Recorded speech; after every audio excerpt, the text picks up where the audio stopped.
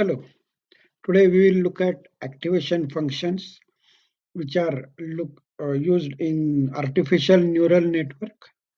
So when I start creating artificial neural network for any problem like classification or logistic regression, first I initiate the neural network with sequential and then add layers. So when I add the layer, I can use this activation parameter. This is ReLU or ReLU, which is used here. So there are different types of activation functions. I mean, we will go through one lot of them and see how they work. So I will just use R to plot these functions. First function is just a linear function where the input and output is same. So when the input is 5, the output is 5. But this will not work better in neural networks because we need non-linear functions. Because when we use a linear function, it is not useful to create this type of layers with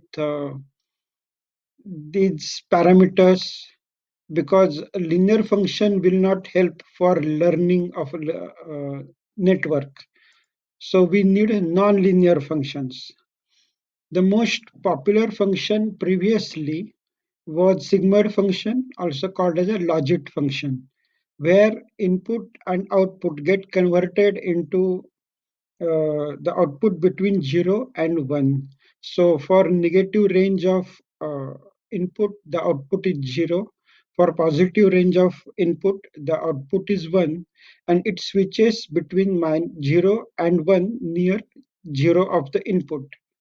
This was very common uh, function used previously, but now it is replaced by another function.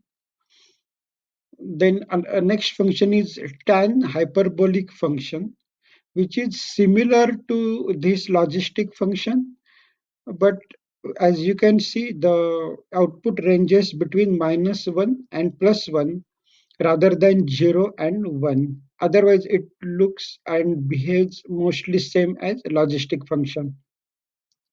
Next function is soft sign function. Whenever we use soft in the function name, it means that the transition is softer. This soft sign function is much similar to tan h or tan hyperbolic function, where the output ranges between +1 and -1, but the output approaches -1 after a long time and softly. That is, the transition is soft. So it is called as a soft sign function. Next function is rectified linear unit or ReLU. This is nowadays very most common feature, popular feature, and it is mostly default feature in artificial neural networks. So what it does is for a negative range of input, the output is 0. It doesn't change. And for positive, it is a linear output. So it's very simple function. It chooses between the input and 0, which is maximum, whatever is maximum. The next function is soft plus function, which is similar to ReLU or this function, rectified linear unit function, but it is a soft transition between 0 and whatever the output in positive range. But the output is same, that is 10 and 10. So it is same and linear after this territory.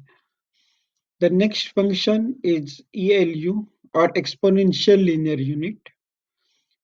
This is a little bit different from this or this function, that is different from soft plus function, that in soft plus or in ReLU, the input, if the input is in negative range, the output is always 0. This changes in the function called exponential linear unit, where it approaches this level. What is this level? We can see the first sum output in our example, it is minus 1.67. So if it approaches and goes far beyond, then it will approach minus 1.67. So this function is exponential linear unit. Another function same like this is SELU or scaled exponential linear unit. It is almost same, but just we scale it, that is multiply it with 1.05. So the minimum we can go is minus 1.67 multiplied by 1.05. So if we look at first few outputs in our example, it is minus 1.75. So it goes up to that point around minus 1.78. But the transition is soft.